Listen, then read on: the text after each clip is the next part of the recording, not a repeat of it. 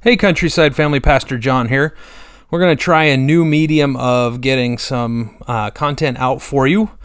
This is our cultural reflections piece that normally I just blog, but today, or this week, I was reading about the Santa Clarita school shooting, and it seems like every month or so we have another article or another shooting down in the States, and there are times that we up here feel a little insulated from that, but there is a Christian perspective that we need to think about.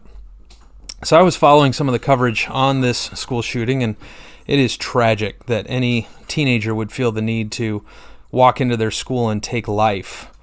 It happened at the Saugus High School, so if you're praying, you can be praying for the families there. What's different about this tragedy, though, from the last few, or the last several that we've seen, is this young person wasn't an outsider. They weren't an outcast.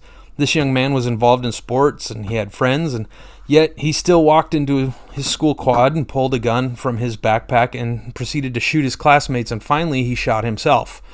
All of this happened on his 16th birthday. One article I came across as I read this week was titled this: "A California school shooting survivor says, I wasn't surprised that it happened." It was written by Holly Yan from CNN. The point of the article was that because gun control wasn't strict enough, young people can get their hands on guns, and that was the cause of this tragedy. And my heart breaks for those who are injured and for the families of those who are killed and those who are in the hospital. However, as a follower of Jesus and a believer that sin is what has broken humanity, I can't agree with the sentiment in the article. Our society has turned its back on the God of the Bible. That same God that created man and woman in his image and he bestowed on them inherent value and worth. In our culture, we've started calling abortion reproductive health. We've renamed euthanasia as medically assisted in death. We actually, the acronym is MAID, as in somebody who would clean your house.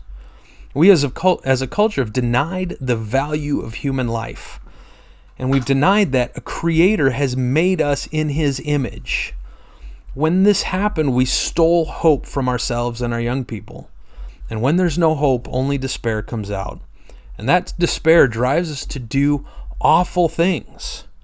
We may never know the motive for the young shooter in California, but we have to resist the urge to become numb to these tragedies. As Christians, we must get to our knees in prayer for our kids, for our schools, for our leaders, and for our country. I do believe in wise gun control, but gun control won't work on its own. It won't stop these tragedies from happening. When a young person, or any person for that matter, is bent on committing harm, they do find a way. What our world needs is Jesus. What our world needs is hope. And they need Christ's grace. They need his compassion and his forgiveness. Our world needs the hope that can only come by acknowledging that we were made for something more than just temporal things. That something the world needs to know is that our purpose is to glorify God, to be his reflection to society, to honor him and enjoy him because he is good. So as we think about these things, as we think about tragedies that we see, as we see tragic news popping up in our news feeds or in our Facebook pages, we need to understand that it's Christ alone that can fix the problems in our society. And we need to pray to that end, and we need to live for his glory and show the world the goodness found in Jesus Christ. Well, thanks for listening to our Cultural Reflections. I hope to get these out to you on a more regular basis, and hope you enjoy. Signing off, this is Pastor John. Bye-bye.